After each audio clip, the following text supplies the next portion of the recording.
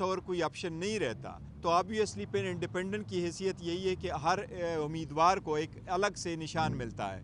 देखो, इससे वोटर भी कंफ्यूज होंगे, डिसएनफ्रेंचाइज भी होंगे, सिस्टम जो भी जीतेगा उसमें डेमोक्रेसी की हार होगी, उसमें सिस्टम का हार होगा, उसमें जमहूरियत की हार होगी, उसमें एक स्ट्रांग पार्लियामेंट की हार होगी। ऐसा ना कीजिएगा।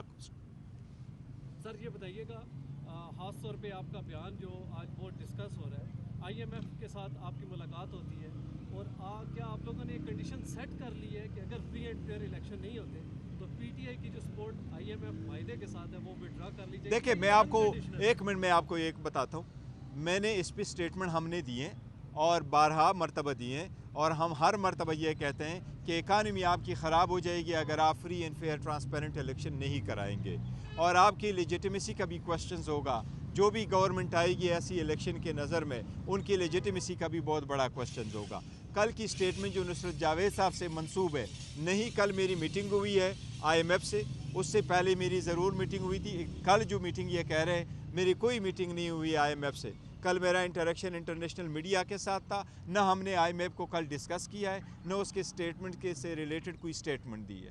तो ये स्टेटमेंट है, जो स्टेटमेंट है ये नुसरत जावेद साहब की, ये मैं समझता हूँ गलत है, सही नहीं है, क्योंकि कल न मेरी मुलाकात हुई है, न हमने कोई ऐसी स्टेटमेंट दी है, न हमने ये कहा है कि हम अपना जो सपोर्ट है वो वापस लेंगे। हमने ये नहीं कहा। हम कहते हैं इकानमी को बेशमूल IMF के प्रोग्राम को नुकसान पहुँचेगा जब मुल्क में जमहूरियत नहीं होगी।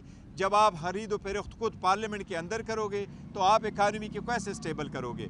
80% सपोर्ट वाली पार्टी बाहर होगी, 20% सपोर्ट वाली पार्टीज़ और उनकी ज़ीरो क्रेडिबिलिटी के साथ जब पार्लियामेंट में होगी तो ये बहुत बड़ा नुकसान होगा। ऐसे जमहूरियत नहीं सुन सकता। ये हमारी पॉलिसी स्टेटमेंट है। नुसरत जावेद की स्टेटमेंट आज समझता हूँ कि वो एक सीजन जर्नलिस्ट है, उसको चाहिए था स्टेटमेंट करने से पहले उसकी वो तस्दीक करते, या एटलीस्ट हमें कॉल कर देते तो हम भी उनको कहते कि हमारी कोई मीटिंग नहीं हुई है। सर, खान साहब पे आज एक और चार्ज फ्रेम हो गया, किस तरह से आप इन सारी चीज़ों पर डिपेंड हैं? देखिए, ये सारे पॉलिटिकल विक्टिमाइजेशन है। मैंने हिस्ट्री में पहली मरतबा देखा कि इलेक्शन कमीशन वहाँ से चल करके इतने हार्ड टाइम में आकर के सिर्फ आप इंडाइट करा रहे।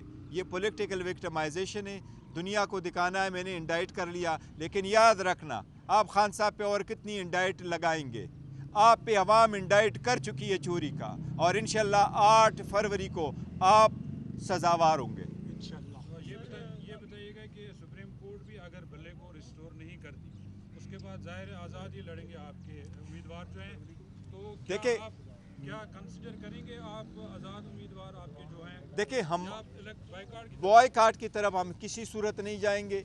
हम सुप्रीम कोर्ट से भी इस्तदा करेंगे कि ज़रूरी नहीं अगर आप खामखा इस बल्ले में कोई ख़ास बात है, आप हमें कोई और निशान देते हैं। कानून यही है कि पॉलिटिकल पार्टीज़ और उनके जो कैंडिडेट्स हैं उनके पास एक कॉमन सिंबल होना चाहिए, एक ही सिंबल होना चाहिए, चाहे वो हमारा जो भी है, वो सिंबल होना चाहिए पॉलिटिकल पार्टी के साथ। और आप अगर रिकॉल करना चाहते हैं, ये रिकॉल नहीं कर सकते। मुझे कभी यकीन है कि सुप्रीम कोर्ट इसको, वैसे भी ये मैटर रिजॉल्व होना ही था सुप्रीम कोर्ट में, सुप्रीम कोर्ट इस मैटर को ऐसे जाने नहीं देगी।